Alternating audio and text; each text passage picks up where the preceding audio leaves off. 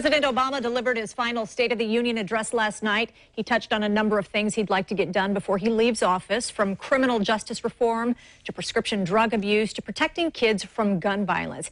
He also pushed back against Republican critics who he believes paint a pessimistic picture of America in decline.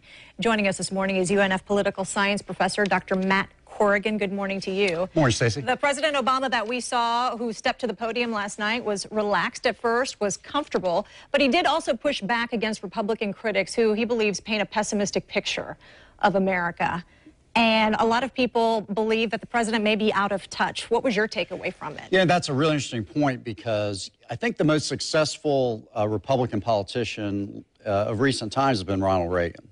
And he talked about a very optimistic future. And clearly what the president was trying to do last night was really respond to all his Republican critics, especially Donald Trump. And a criticism he has is that they've been too negative. The criticism he gets in return is that realistic? With ISIS, with the economy doing well, but people aren't feeling it in their paychecks. Is he really in touch? In fact, the New York Times had a headline today that said, when the State of the Union is strong but doesn't feel like it. Right, and I think especially when you talk about economics, that's where people are saying they're not feeling it. Because what most statistics show is that, you know, the upper 10% have done the best in this economy, and really the middle class has been left out in some ways. And so how do you address that? You're president, you want to talk up the union, but at the same time, that's a real difficult issue to take on, and that's what Republicans are responding to. One of the things that President Obama also addressed was ISIS, or ISIL, as he likes to refer to it, as many people in the Arab nations talk about it. They call it Daesh as well. And let's hear a quote that where he specifically talked about it, saying that it does not threaten our nation's existence. Here's that quote. Masses of fighters on the back of pickup trucks, twisted souls plotting in apartments or garages, they pose an enormous danger to civilians. They have to be stopped. But they do not threaten our national existence. That is the story ISIL wants to tell. And he also dismissed what he called over-the-top claims that we're headed towards World War III.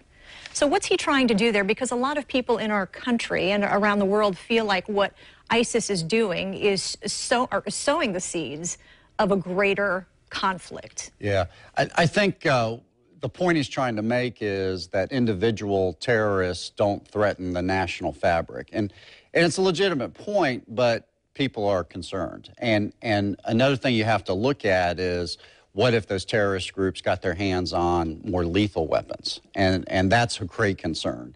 So if the idea is that ISIS doesn't threaten our national existence, I think he's got an argument there. If his argument is ISIS is not spreading, I don't see how you support that, because clearly ISIS is going out to different countries. Does he have the comfort of saying this, though, because we haven't had a major terrorist attack on our country since 9/11? Yeah, I think so. And of course, we've had, you know, San Bernardino and many others that have cropped up. Mostly, it seems like on an individual basis, but still, they really threaten people's sense of safety. And, you know, anybody goes to a football game or a Jaguars game, you know, we're all kind of thinking about that in the back of our heads. And so that's a reality. And I don't know if the president really addressed that. We've only got about 15 seconds left. Do you believe that the president and Republicans will be able to work together to come to some sort of agreement on some of his goals in his final year? Probably not. I was going to say, has history proven that that's really not. Now, again, some of the basics like the budget and funding for medical research, there'll be a couple of areas of agreement, but it looks like the political world's moving on to the presidential race, and that's where all the action's going to be. All right, Dr. Matt Corrigan, thanks so much. Thanks, Stacey.